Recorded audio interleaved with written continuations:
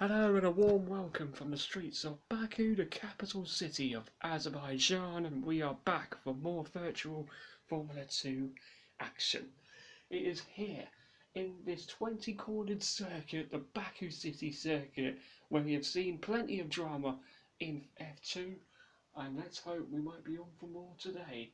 Around 2 DRS zones around this magnificent circuit, about 3.1 miles long, as they will head through the first few corners in this town, then head through the old city, and then back onto the modern city with a 1.4 mile dash to the finish line. It's going to be absolutely ecstatic. Now let's run you through the starting grid for this opening race of the F2 weekend here in Azerbaijan. Zayn Maloney is on pole, hoping to retake the championship lead today. He will start ahead of Victor Martins, our most recent sprint race winner. Then comes Teo Porcher, who starts third in the ARC, and then behind him is Enzo Fittipaldi, who starts P4 in car number 4. Arthur Leclerc is fifth. His brother Charles won here a few years ago in F2, and then it's Jack Doohan starting in 6th in the Virtuosi. His teammate Amory Cordial in the other Virtuosi is 7th, and then it's Oliver Behrman behind him in 8th place, which is P8 for car number 8 once more. Behind comes Ayumu Awasa, who starts 9th in the Dams. Then it's Jehan Daruvula, who starts in P10. Not bad for the MP driver. Juan Manuel Correa got his first points last time out in Melbourne. He's got to hopefully recover today. He's 11th in a Van Amersfoort car, ahead of Ralph Boschung, who's 12th. Then it's Richard Verschoor in 13th. In the other Van Amersfoort, you've got the Red Bull liveried MP of Dennis Hauger, who starts in 14th. Then it's Frederick Festi in 15th in the Prema, and then he's ahead of Brad Benavides, who's got his first podium last time out. And then in 17th is Roy Nassani in the other PHM, ahead of Kush Mining, who starts in 18th in the blue and white Campos. Then it's the two high-techs of Isaac Hadjar and Jack Crawford, 19th and 20th, and then at the back the two tridents of Roman Stanek and Clement Novarak, who complete the grid for both races. So ladies and gentlemen, let's get ready for another sprint race here on the streets of Baku. Let's go. Here we go then, the fourth virtual F2 sprint race of 2023. And it's go! Quick getaway! It's up! He's immediately into the lead from third on the grid. Amazing start for Teo Porcher. That's exactly what he needs if to keep in the fight for the championship. Porcher leads from Milani, then it's Fittipaldi ahead of Martins, then it's Leclerc, and then comes Doohan, and that's Oliver Behrman to the inside of Amory Cordial. Into the turn 2 by Vic Cordial, who's just putting on to the place. Lovely start though for Teo Porcher. He leads down the first lap of 21 in this sprint.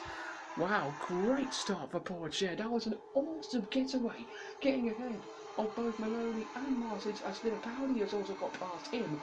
But yeah, lovely start for the Frenchman in the ARC. He is loving that car this season. Airborne view from the helicopter as we see Clement Novarak about to make a move, and his teammate Ryan Stanek, the two tridents, who today may only be for second last place, but let's just see some overtaking anyway. The two tridents are going wheel to wheel, and they're coming into turn 2 now. This is great racing so far between the two tridents, neither giving an inch here, and through goes Clement Novarak ahead of his teammate Ryan Stanek. That's 24th place for Novarak, down to 22nd for Stanek, but a long way to go in his sprint still. On board with Amory Cordial behind Jack Doohan in the upper liveried in Victor Virtuosi. Here goes Cordial to the outside. Into turn 1. Doohan will not give up. Round the outside goes Cordial. We're seeing so many battles between teammates today. We are absolutely loving it. And through goes Cordial to take 6th place away from Doohan. Lovely move for the Belgian driver. Looks like Awasa is close to Behrman in the battle for 8th place. There goes Awasa, tries to go down the outside. Only Behrman and Awasa, who is disastrously heartbroken after retiring from the lead with a mechanical failure in the speed race in Australia, hoping to have a recovery weekend. And he's trying to get across over Behrman, but Behrman hangs on for the time being. But Awasa is going to have great section. Out of turn 2, getting the slipstream from behind the corner. Awasa gets past Behrman finally. He's going to go for it. It's a turn 3 squeeze to the inside. Awasa and Behrman side by side. They're still going wheel to wheel here. They're heading into turn 4 and 5, and they're still side by side. Round the outside, and Awasa was through on Oliver Behrman. Nothing the Brit can do with his Prema. Awasa up to 8th. Looks like we're going on the pit stop, and it's Teo Porcher coming in. So Porcher is already going onto another set of super soft tyres to make an undercut on other cars, and I think Enzo Fittipaldi's coming in as well. Yes, he is, and I think Arthur Leclerc too. Let's head down to 10. Yeah, so ART wanted Porcher to come in immediately. This might not work out as we think it might, but it actually has for Porcher. What about the other cars behind him? Watching Leclerc, he's coming in for the super soft tyres, obviously, and that was a good stop for Arthur Leclerc. Let's see when he will come out. It could be really close here, and 10, Enzo Fittipaldi is behind Arthur Leclerc. The Dams driver has made the jump on the Rodin Collins driver. Arthur Leclerc, don't discount him out. What could he do in the next few laps of this race? Watch out for the Monegasque driver. Porcher is immediately close to Stanek. He knows that he is a slow car. Porcher is going for it. He missed the corner. That was lovely from Teo Porcher. He gets past Roman Stanek immediately as we see Maloney Martins and Cordial coming into the pits. Yep, Awasa. Let's head down to 10 now. Yes, this is going to be a good stop for the Rodin Collins driver, hoping to make the change and possibly gain on Teo Porcher. A bit held up by Awasa, Bush Maloney, but it's not a bad stop, and I think Martin, I thought he was going to make an unsafe release to the Van Amersfoort for sure there, but Porcher is back out in front now. Maloney is just coming out of the pits. 10, watch out for Arthur Leclerc. He is right there. There's Maloney. Leclerc is right behind the Barbados driver. Watch out for Arthur Leclerc. Will he have a slipstream to get past Sam Maloney before they get into turn 3? Leclerc's got the DRS, has he? He has, but he's not close enough to get past Sam Maloney. But watch out, as I said, for Arthur Leclerc. What can a Yumu Iwasa do against J.M. Darula? The two Red Bull juniors about to go wheel to wheel. Iwasa is going to the outside. Can he get past Darula? They're side by side, heading into turn 1. The Red Bull livery dams against the MP of Darula. Iwasa is through, is he? Yes, he is. And Yumu Iwasa takes 8th place. There's Victor Martins, who is doing a good race at the moment, running in 5th place, hoping to stay this leading ribbon. Oh, what's happening? He's going slow. Yeah, he's slow. He's going slow. Oh, can you believe it? That's not good for ART, the team standings. It is definitely not good. Martins is once again pulling over as he did in the feature race in Melbourne last time out. The man who won the last sprint race, which was at Australia, is now out of this sprint race here in Baku. You're kidding me, mate. Boof. Look at on board with Amory Cordial right behind Jack Dillon here. He might make a move on the Australian driver at the end of this straight. Yeah, Cordial was really going for a move. He's trying to go round the outside. Now he's into. Oh! Big crash for Amory Cordial. He's into the wall, and that's going to be a safety car, and it is. Amory Cordial smashes into the barriers. I hope he's okay, but that was a big smash. A bit of a replay to what Max Verstappen did in Formula 1 a few years ago, but out of that crash, Cordial is out. Oh my god, I can't believe what just happened. Here we go again, racing in Baku. The safety car is in. Porcher is moving his tyres, warming them up, and they're racing again with 2 laps to go. Porcher leads from Maloney to Mr. Clarendon, Fittipaldi, doing a wrestle with the Nobler, Boston, Correa and Behrman, completing the top 10 and only the top 8 score points in this sprint race, remember. Porches leading in the road, he's went big deep, and look at Zane Maloney, and Maloney, there's a foul for the lead, one more, and Zane Maloney, body pressure, and Taylor Porcher, they go for it, side by side, it's a turn 3, they go, and Maloney, oh, makes the change, tries to do a dummy, but Porcher just manages to hang on, Maloney and Porcher, really going for it, and they're still going wheel to wheel, the two rivals in the championship, definitely giving it everything. Porcher's going to send it back to the inside of Zane Maloney. They are still fighting with Maloney almost crashing with the Porcher. That's really helping Arthur Leclerc to stay in this fight. But Porcher and Maloney still will to wheel. Porcher's back in front of Maloney. Oh, he's made a mistake. Porcher has made a mistake.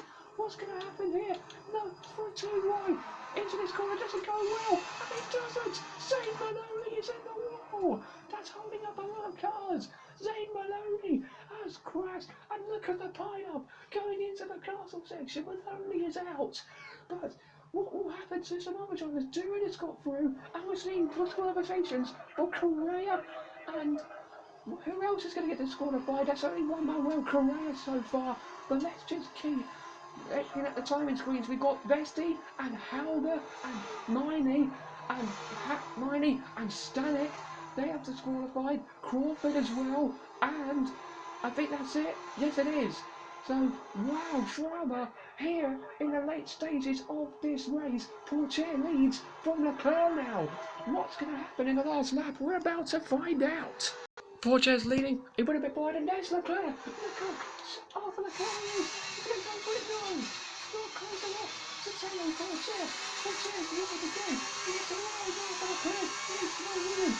He's one straight and a few corners away from taking the outstanding victory. Can Porcher hang on and take the lead of the championship here? It's going to be very close. Yeah, Porcher's still defending like crazy, but it's going to be very tight to get to the line. Porcher and Leclerc are definitely close together. This is going to be very close. It's going to be a drag race to the line. The checkered flag is out here in Baku, and it will be... Oh, close! Arthur Leclerc! He gets it! He just got it! Ahead of Porcher! It will be a new winner for this season, and he's taken it for 6,000 of a second! What a finish here in the streets of Baku! Leclerc wins for Porcher, Fittipaldi and Wasser doing Boschon, Behrman for sure, completing the top 10, but start the celebrations down at Dams. Arthur Leclerc has done it. And you just got him, that's P1, yes! Bravo Arthur! Woo-hoo-hoo! Yes! Come on! Robert Dalla. For the first time this season, we have a winner without driving for Roland Carlin at an ART. This time it's Dams, and with Arthur Leclerc, younger brother of Charles, victorious in the sprint race in Baku, as his brother did back in 2017. A great drive for him. Teo Porcher just missing out on that win, but taking second, and they get good points for the championship ahead of Enzo Fittipaldi, his nearest rival in the standings. It's Zawasa doing Boschon, Behrman, and for sure completing the top 10 in this sprint race. Sorry, top 8 in this sprint race. And Fittipaldi still leads the championship, but it's down to 2 points now between himself and Porcher. Maloney is only 8 points behind. Arthur Leclerc, though, up into 4th in the championship after that win. What could he do for the rest of this season? We will see. But in the constructors, it's now down to 27 points between Roland Carlin and ART. A bit of a gap, but there's still a long way to go this season. Dams are a bit closer, but they're still 62 points behind the lead. But we will never know what to expect from all of these teams this season. What a sprint race we have had. It hasn't been drama in the first few laps, but it has been in the end. I hope you enjoyed, and we'll be back tomorrow for the feature race. Hope you can join us then, here at Baku, when FIA Virtual Formula 2 returns.